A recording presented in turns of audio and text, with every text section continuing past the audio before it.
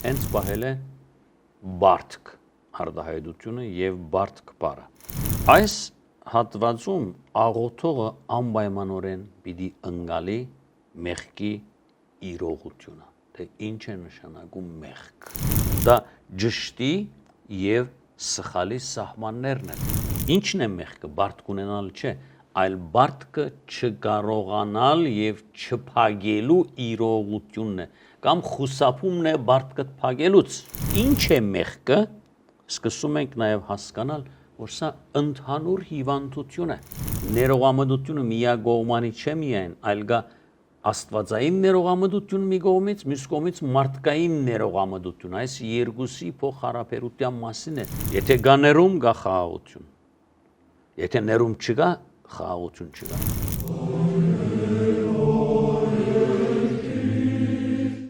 Եվ թող մեզ սպարտիս մեր, որպես եւ մեկ թողունք մերոնց պարտապանած։ Հացի խնդրանքին է հաջորդում այս տողը եւ հետաքրքիր է այս ընկալումը պարտք եւ մեղք։ Այսօր երբ ասում ենք պարտք, առաջինը մտածում ենք նյութական պարտավորության մասին, բայց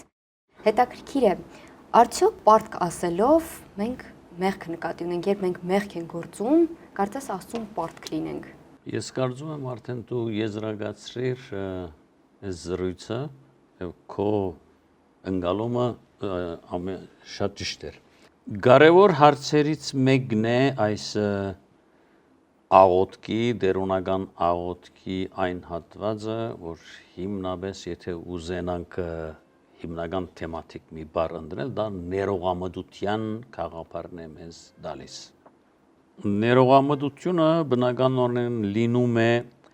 մարդկային փոխհարաբերության այն դարածքում, այն ժամանակահատվածում, երբ մեկը մյուսի հանդեպ մեղավոր է, սխալ է գործել կամ հանցավոր է։ Դրա համար էլ եւ թող մեզ զբարդիս մեր արտահայտությունը շատ հաճախ թարգմանիչներ տարբեր բարերով են փոխարինել։ Ոմանք սխալներ, ոմանք մեղք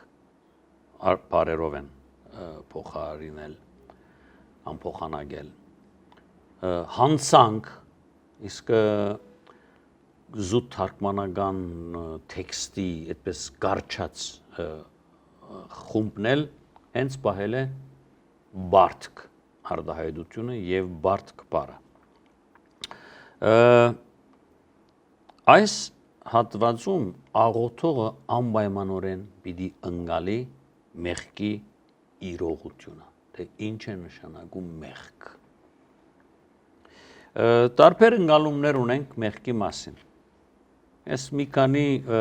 նշումներ անեմ այդ առումով։ Առաջինը վրիբում արտահայտությունն է։ Այսինքն նշանակետին հարվածելու թիբուկ մեր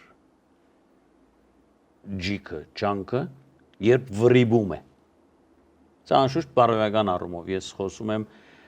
խաղային կանոնների համաձայն, բայց մարդկային կյանքի մեջ շատ հաճախ երբ քո նպատակը իբրև բարին իրագործել է եւ վրիբում ես տարբեր պատճառներով, դա արդեն մեղքի գոյությունն է, մեղքի պատճառով ես դու որոշ վրիբումներ ունենում։ Երկրորդ նշանակում է այս արտահայտությունը մեղքի ընկալումը չափ սահմանը անցնել, հադել այն սահմանը կամ չափը։ Բնականորեն կյանքի մեջ մենք ունենք սահմանակցեր եւ դրանք շատ կարեւոր են մարդկային փոխհարաբերության մեջ։ Դա ճշտի եւ սխալի սահմաններն են։ Երբ դու ճիշտ ուղղության մեջ ես, շատ լավ է, բայց երբ դու հադում ես այդ գիծը կամ սահմանը, արդեն դուրս ես գալիս։ Դա մեղքն է պատճառը, սխալն է պատճառը, որ դու չափը անցար կամ սահմանը հադեցիր։ Երրորդ սայթաքել։ Շատ պատճառներ կան, որ կյանքի մեջ մենք տարբեր առումով սայթակում ենք։ Ամենակորձնական ասեմ, հատկապես Ծմրան ամենաթժվար օրերին, սյունախառն օրերին, երբ ճանապարհները մեր չեն մաքրվում, եւ մարդիկ առանց նկատի ունենալու անզգուշ կերպով երբեմն մինչև մի դեղից մյուստեղ հասնեն արդեն ընկնում են, ոտը սայթակում է այդ սառույցի պատճառով եւ ընկնում են։ Այդպես նաեւ բարոյական կյանքում մենք ունենք այնպիսի, այսպես ասած, մեր քայլքը խանգարող երևույթներ եւ իրողություններ, որոնք արգելք են հանդիսանում մեր ճիշտ դեղ հասնելու նպատակին։ Սա էլ երրորդ կետն է, որ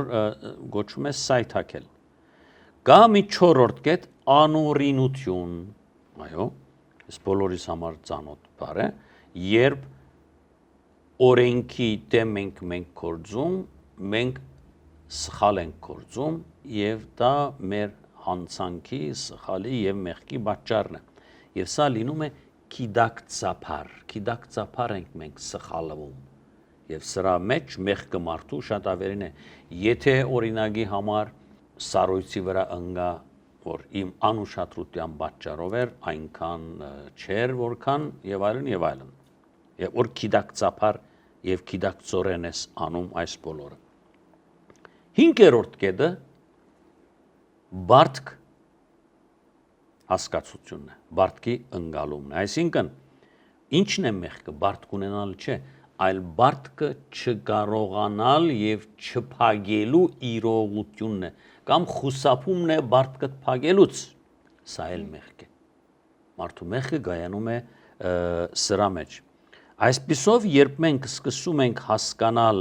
թե իրականում ինչ է մեղքը, սկսում ենք նաեւ հասկանալ, որ սա ընդհանուր հիվանդություն է,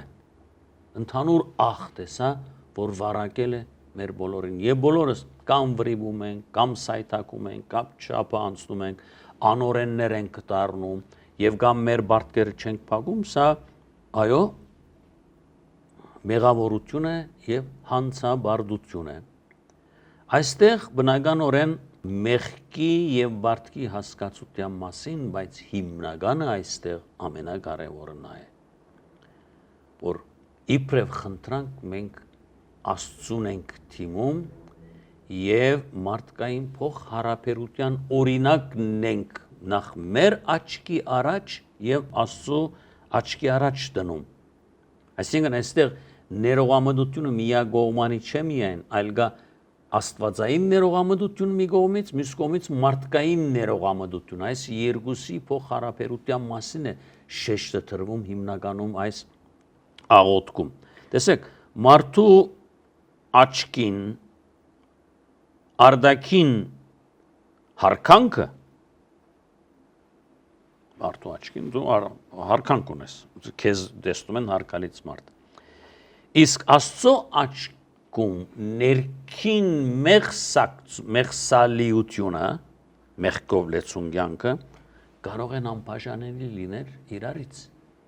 Մի կողմից դու երևում ես հարկալից մարդ արդակնաբես, մյուս կողմից դու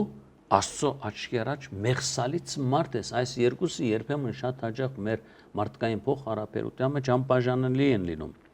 Սա ըստ էության Տիրոջ աղոթքի մի խնդրանք է, որ յուրաքանչյուր մարդ պետք է անպայմանորեն աղոթի։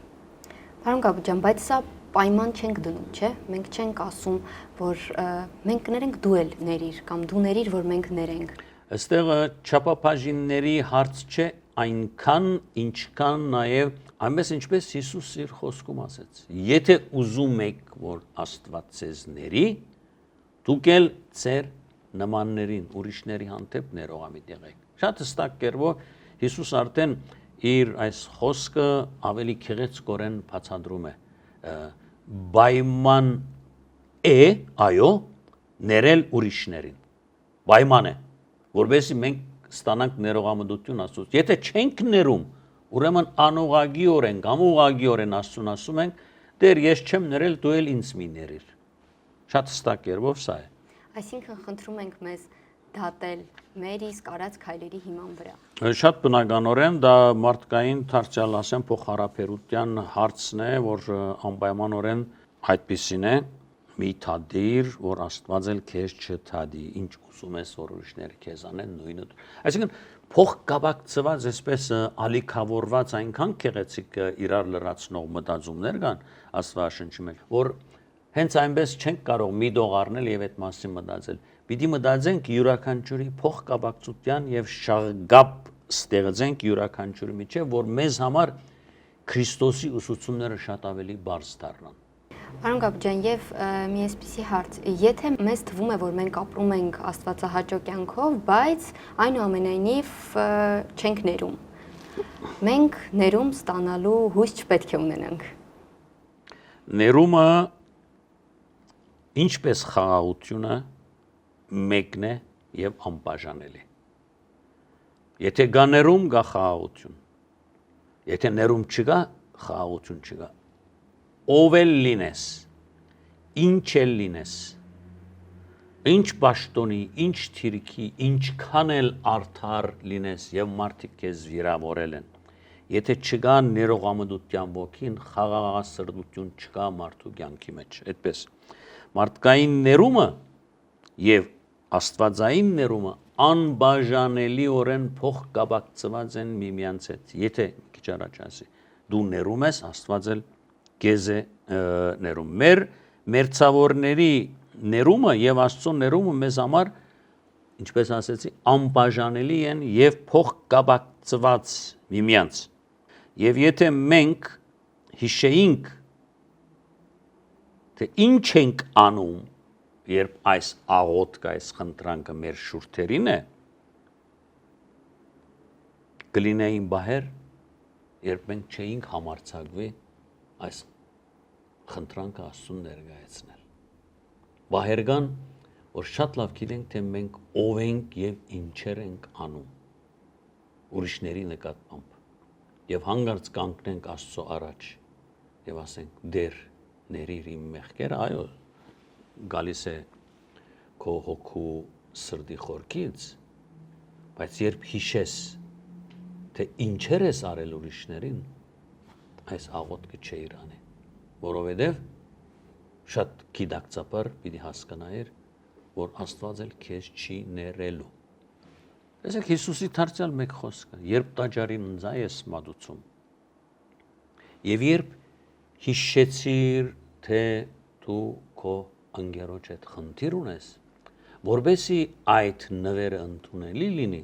դա մի կողմ թող, գնա նախ եղբորոդ հետ հաշտվի, հաշտության հիմքը ներողամտությունն է, հետո եկուր տաճար այդ նվերը Աստծուն մատուցանելու, Աստծո համար ամենագեղեցիկ եւ սիրելի նվերը եղբայրասիրությունն է, ընկերասիրությունն է, ուրիշի հանդեպ թե գուզեք հարկանքն է։ Ինձ համար նաեւ սիրո հիմքը հարկանքն է, առանց հարկանքի ես սեր չեմ կարող պատկերացնել, ոչ զույգերի սեր, ոչ նմանի սեր, ոչ երեխու սեր, ոչ ընտանեկան եւ այլն եւ այլն, հարկանքն է, որ քեզ տանում է սիրո գեղեցիկ ընկալման։ Պարոն Գաբուջյան, ինչպես սովորենք ներել։ Երեք ճանապարհ կա, շատ կարճ եւ արագ նաեւ կարող ենք մեր այս սրույցը եզրափակել, եզրակացնել։ Առաջին պետք է սովորենք հասկանալ, շատ բան հասկանալ, միմյանց հասկանալ առաջին հերթին, հասկանալ այս կյանքը ինչ է, ինչու ենք մենք ապրում, հասկանալ թե ինչ է մեր կոչումը այս կյանքի մեջ։ Եվ եթե մենք հասկանանք մեր կոչումը ինչ է, շատ հստակ կերպով մենք նաև կճանաչենք մեր նմաններին։ Երկրորդ, ամենակարևոր հարցերից մեկը պետք է սովորել մոռանալ։ Պիտի մոռանանք շատ բան։ Արվեստ է դա եւ քաջություն է բանջում մարդկանցից մոռանալ։ Տեսեք, ոչ ամեն ինչ մոռանալ, ես չեմ ասում, այլ մարդկային փոխհարաբերության վնասող երևույթները, վիրավորանքը եւ այլն, այս բոլոր մասին է, բոլորի մասին է իմ ակնարկը մոռանալ։ Եթե չես մոռանում, հոգեբանները ասում են, դա քո մտքում, ուղեղում մի փոքրիկ ծագ է։ Եթե շարունակում ես հիշել, այդ ծագը ավելի է մեծանում։